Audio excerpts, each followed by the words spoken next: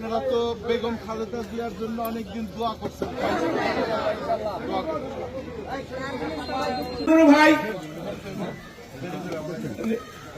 আর আমরা আবার একটু দোয়া করবেন যাতে উনি দ্রুত সুস্থ আমাদের মাঝে ফিরে আসে। করবেন তো সবাই। ভাই আছেন, সকল মা বোনেরা, আমার যে সকল মুরব্বীরা, পিছনের তরুণ সমাজরা, অনেকে দাওয়াত পেয়ে অনেকে দাওয়াত না পেয়ে আজকের এই প্রচারণা সভায় উপস্থিত হওয়ার জন্য আপনাদের সবাইকে জানাচ্ছি বিপ্লবী শুভেচ্ছা ও অভিনন্দন।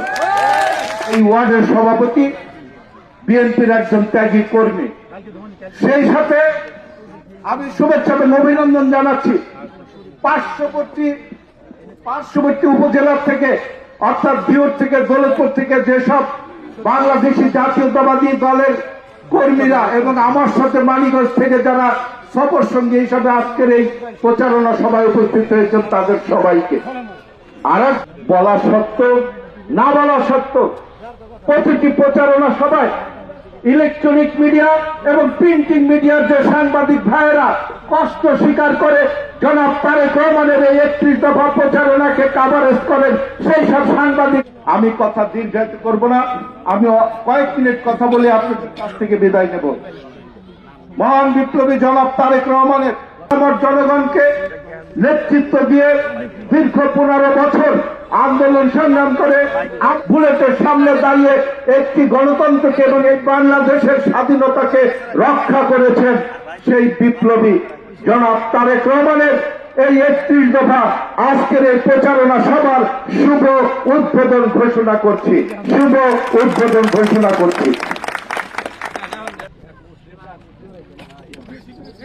আমাদের রাষ্ট্র কাঠামো মেরামতের এই 31 দফার কর্মসূচির লিফলেটটি, অর্থাৎ আগামীতে এই বাংলাদেশ কিভাবে চললে এই বাংলাদেশে আর স্বৈরাচারের জন্ম হবে না, কিভাবে চললে এই বাংলাদেশটা আগামীতে সুখী সমৃদ্ধ বাংলাদেশ হিসাবে গড়ে উঠবে, সেই কারণেই উনি এই রাষ্ট্র কাঠামো মেরামতের 31 দফা কর্মসূচি ঘোষণা করেছেন। এই কর্মসূচির লিফলেটটি আজকের এই প্রচারণায় বসে থেকে দুহাত তুলে লিফলেটটি আমাকে দেখাবেন। ধন্যবাদ আপনাদের সবাইকে। অর্ধেকেরও বেশি ভোটার হিসাবে নিজেদেরকে ফিরে পাওয়ার জন্য এই মাটির সাথে মুরব্বীরা প্রায় 50 বছর পরে এই শেখ হাসিনা এই বাংলাদেশ মিথ্যা কথা বলে এই বাংলাদেশের ক্ষমতায় আগে আমি বলতে চাই, সবাই একসাথে বলবেন, যদি আমি মিথ্যা বলি সেটাও বলবেন, সত্য বলি সেটাও বলবেন। গত 15 বছর আমার মা বোনেরা, আমার মুরব্বীরা, আপনাদের কোন সন্তান যোগ্যতার বাংলাদেশের স্বাধীনতাকে সুরক্ষা করতে চেয়েছে